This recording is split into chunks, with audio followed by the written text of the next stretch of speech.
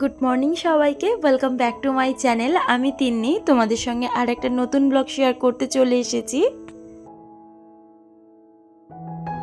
আশা করি আজ যেখান থেকে আমার এই ব্লগটা দেখছো তোমরা সবাই খুব ভালো আছো আর খুব সুস্থ আছো। আজ বৃহস্পতিবার, ঘড়িতে বাজে সকাল 9টা। আজকে সকাল থেকে ব্লগটা শুরু করলাম। আশা করব ব্লগটা তোমাদের ভীষণ ভালো লাগবে। ঘুম থেকে অনেক সকালে উঠেছি, তবে সকালে পড়াচ্ছিলাম সেই জন্য একটু লেট হয়ে গেছে। তো এখন রান্নাঘরে চলে এসে প্রথমেই আমি আমার টিফিনটাকে রেডি করে নিলাম।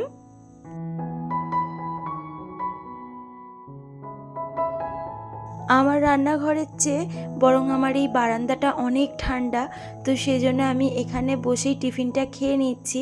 আর সকালে গাছ দেখতে দেখতে টিফিন খেতে কিন্তু আলাদা রকম মজা লাগে।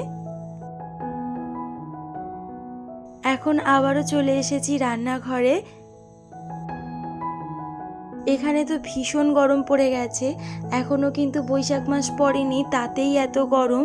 আর বৈশাখ জ্যৈষ্ঠ মাসে যে কি অবস্থা হবে চিন্তা করলেই যেন ভয় লাগছে। এত গরমের মধ্যে সেরকম আর বেশি কিছু রান্না করছি না, পটল আলু দিয়ে একটু তরকারি করছি আর তোমাদের দাদার জন্য একটু মাশরুম ভাজছি। আর করব উচ্ছে দিয়ে ডাল। এটা গরমে কিন্তু খেতে ভীষণ ভালো লাগে আর শরীরের জন্য বেশ উপকারী। তার সাথে ডিম সেদ্ধ করা আছে। প্রথমে ভেবেছিলাম ডিমের ঝাল করব, কিন্তু এই গরমে আর ঝাল খেতে ইচ্ছা করছে না, সেজন্য ডিমটাকে সেদ্ধই রেখে দিয়েছি। আজ যেহেতু একটু তাড়াতাড়ি রান্নাবান্না সারা হয়ে গেছে, সেই জন্য ভাবলাম আজকের ঘরদোরগুলো খুব ভালোভাবে পরিষ্কার করে নিই। সামনেই তো আমাদের পয়লা বৈশাখ, তো সেই জন্য ভাবলাম পয়লা বৈশাখের আগে ঘরদোরগুলো একেবারে গুছিয়ে নিই। কতটা গরম আমাকে দেখে বুঝতেই পারছো, পুরো ঘেমে চান হয়ে যাচ্ছি। কাজ করতে তো একদম ইচ্ছা করছে না। কাজ না করলে কাজগুলো পড়েই থাকবে আর কাজগুলো করাও হবে না, সেই জন্য কষ্ট হলেও কাজগুলোকে সেরে নিচ্ছি। পয়লা বৈশাখের আগে ঘরদোরগুলোকে একটু সুন্দর করে সাজিয়ে ফেলতে পারলে দেখতেও ভালো লাগবে আর আমারও মনের দিক দিয়েও আমি স্যাটিসফাই হতে পারবো। এমনিতেও এই মাঝের ঘরটা অনেক দিনই গুছানো হয়নি, তার কারণ এই ঘরটায় আমি শুধুমাত্র পড়াই আর এক সাইডে ঠাকুরটা রাখা আছে, সেরকম নোংরা হয় না। তাও আজকের ভালোভাবে এই ঘরটাকে ঝেড়ে ঝুড়ে পরিষ্কার করে দিচ্ছি, আর যাতে পয়লা বৈশাখের আগে আর হাত না দিতে হয়। আজ রান্নাটা যেহেতু কম ছিল, সেই জন্য এই সমস্ত ঘরের কাজগুলো করা যাচ্ছে। যেদিনকে রান্না অনেক রকমের থাকে তখন আর এই সমস্ত কাজগুলো করা পসিবল হয়ে ওঠে না। সমস্ত কিছু ঝেড়ে ঝুড়ে পরিষ্কার করে দিচ্ছি আর যেগুলো নোংরা হয়েছে সেগুলো কাচতে দিয়ে দিচ্ছি।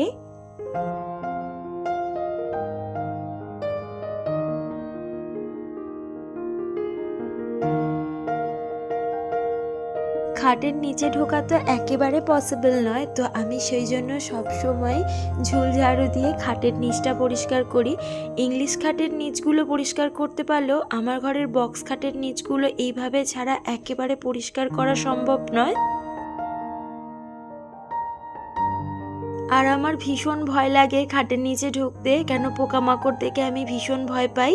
তো এইভাবেই আমি সব সময় ঘর পরিষ্কার করি। মোটামুটি এই ঘরের কাজ সমস্তই শেষ, আর মুছবো সবার লাস্টে, এখন এই ঘরটা মুছবো না।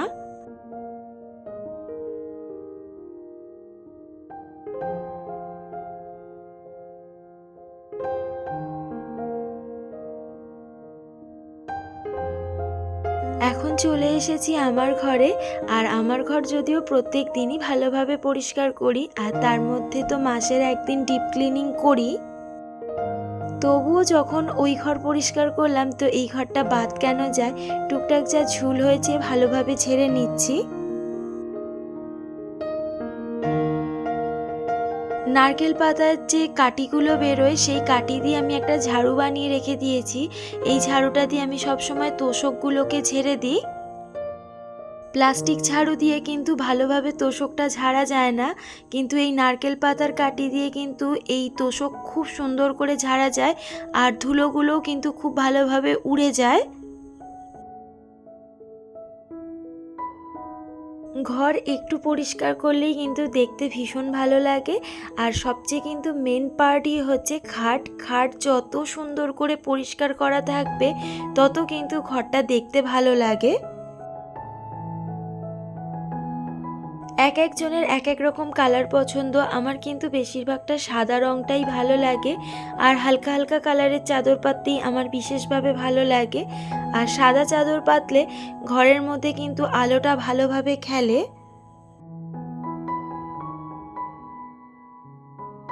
আমাকে বিয়ের পরেই প্রথম সবাই বলতো যে সাদা চাদর কেন পাতো, সাদা চাদর না পেতে অন্য কালারেরও চাদর হয় সেইগুলো পাততে পারো, কিন্তু আমার সবসময় সাদা রঙটা ভীষণভাবে ভালো লাগে। দুদিন ছাড়া ছাড়াই যদিও চাদরগুলোকে কাচতে হয়, কিন্তু তবু আমার সাদা রঙটা ভীষণভাবে পছন্দের। আর সাদা রঙের চাদর পাতলে ঘরটা ভীষণভাবে সুন্দর দেখতে লাগে।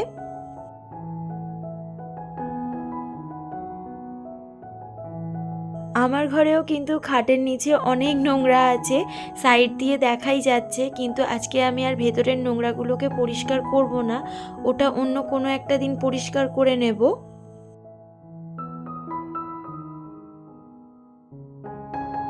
কেননা অনেকটা বেলা হয়ে গেছে আর আমাকে স্নানও করতে হবে। আর কিছু কাজ এখন করছি না, স্নান করে এসেই করব। আর ভীষণভাবে গরমও লাগছে আর ভালো লাগছে না। আর এত গরম পড়েছে যে সারাদিন কাজ করাটাও খুব দুষ্কর ব্যাপার হয়ে যাচ্ছে। আর সারাদিনে আমি যে কতবার স্নান করছি কোনো হিসেব নেই। কয়েকটা জামা কাপড় ছিল, সেই জামা কাপড়গুলোকেও কেচে নিয়েছি। আর গরমকালের দিনে না একটু জামা কাপড় বেশিই পড়ে, প্রত্যেক দিনের জামা কাপড় তো কেচে দিতেই হয়। আর তাছাড়া তোমাদের দাদারই প্রায় 2-3টে করে জামা কাপড় পড়ে যাচ্ছে। শীতের দিনে কিন্তু ও একটা জামা 2 দিন থেকে 3 দিন পরে, কিন্তু গরমে একদিনের বেশি পরতেই পারছে না, আর জামাটা নোংরাও হয়ে যাচ্ছে। আর প্রত্যেক দিনের জামাটা না কেচে দিলে একটা বাজে গন্ধও ছাড়ে।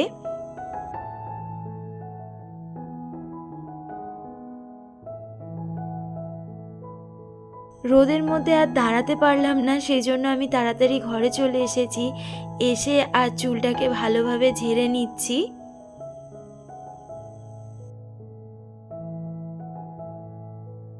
আর সপ্তাহে 2 থেকে 3 বার শ্যাম্পু করা হয়ে যাচ্ছে, এত গরম যে চুলটা পুরো চিপচিপা হয়ে যাচ্ছে।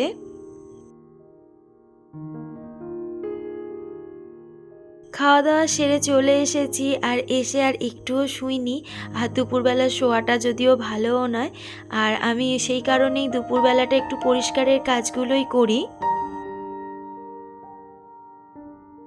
আমি যেখানেই যাই অনেক অনেক ছবি তুলি, আর ছবিগুলো বারও করি। বার করে ঘর সাজাতে আমার ভীষণ ভালো লাগে।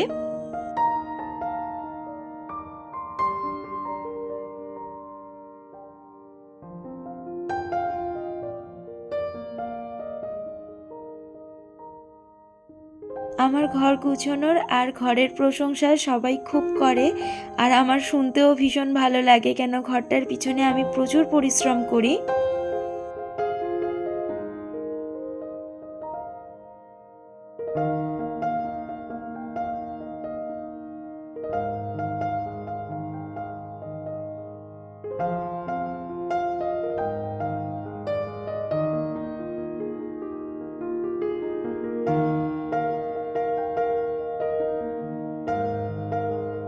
আমি নিজের হাতে অনেক জিনিস বানিয়েছি, আর সেই জিনিসগুলো দিয়ে ঘর সাজাতে খুব ভালো লাগে। বাড়িতে পুরাতন ফেলে দেওয়া জিনিস দিয়েও আমি অনেক সুন্দর সুন্দর নিজে হাতে জিনিস তৈরি করি, আর সেগুলো দিয়ে যখন ঘর সাজাই ঘরটা আরও সুন্দর দেখতে লাগে।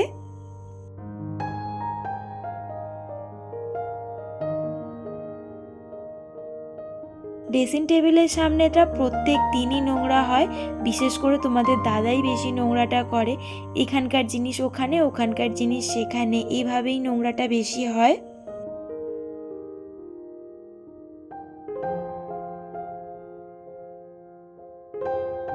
আমি আমার ছবিগুলো মুছেছিলাম, কিন্তু ঘরের এই সব ছবিগুলো মুছতে ভুলে গিয়েছিলাম। তো এইগুলোর দিকে চোখ পড়তে ভাবলাম এইগুলোকেই বা কেন বাদ দেবো। তো এগুলোকেও ভালোভাবে মুছে নিচ্ছি।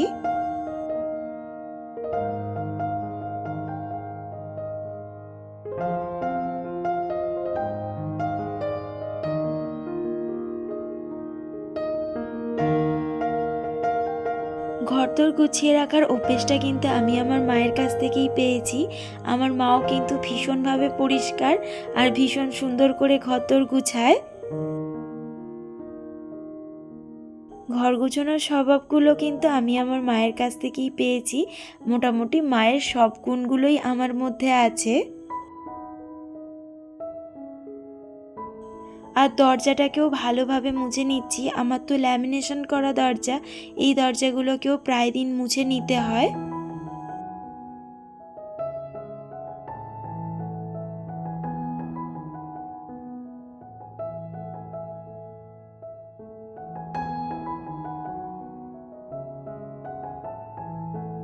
ফ্রিজটা কদিন হয়েছে আমি রান্নাঘর থেকে ডাইনিংয়ে নিয়ে চলে এসেছি।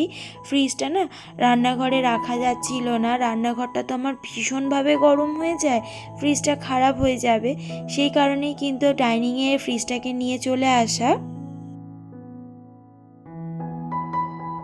ফ্রিজ যখনই পরিষ্কার করবে তখন কিন্তু ফ্রিজের লাইনটা অফ করে দেবে, নাহলে কারেন্ট খেয়ে যাওয়ার সম্ভাবনা আছে। আমি কিন্তু সবসময় ফ্রিজের লাইনটাকে অফ করেই ফ্রিজ পরিষ্কার করি।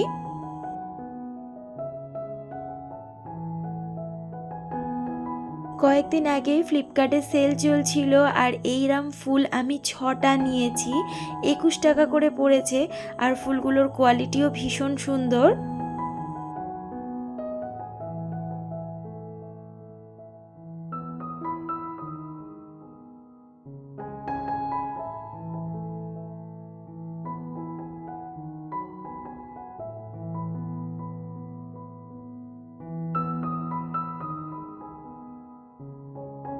আমার সংসারের আমার প্রত্যেকটা জিনিস ভীষণ প্রিয়, সেই জন্য প্রত্যেকটা জিনিসের ওপর আমার মায়াটাও বড্ড বেশি।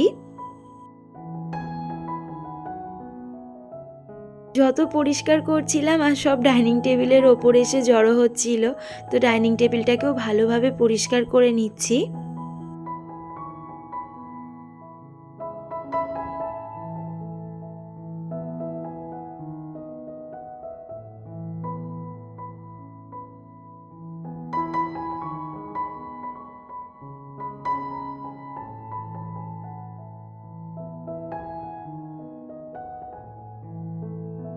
অনেক কিছু জিনিস ফ্লিপকার্টে অর্ডার দেওয়া আছে, কয়েকদিনের মধ্যেই চলে আসবে। আর কিছু জিনিস আমাকে কিনতে হবে বাজার থেকে, কেন সামনেই তো পয়লা বৈশাখ। পয়লা বৈশাখে একটু নতুন নতুন জিনিস ঘরে সাজাতে খুব ভালো লাগে।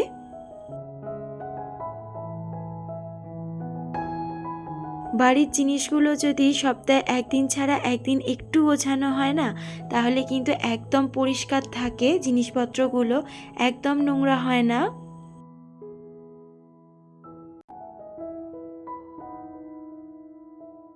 আমার ব্লগগুলো যদি তোমাদের ভালো লেগে থাকে তাহলে একটা লাইক করো। তোমাদের একটা লাইক আমার পরবর্তী ব্লগ বানাতে অনেক বেশি মোটিভেট করে। মোটামুটি আমার কিন্তু সমস্ত মোছামুছি কমপ্লিট, আর দেখতেও ভীষণ ভালো লাগছে, আর জায়গাগুলো খুব ভালোভাবে পরিষ্কারও হয়ে গেছে। ব্লগগুলো তোমাদের কেমন লাগছে আমাকে অবশ্যই কমেন্ট করে জানিও।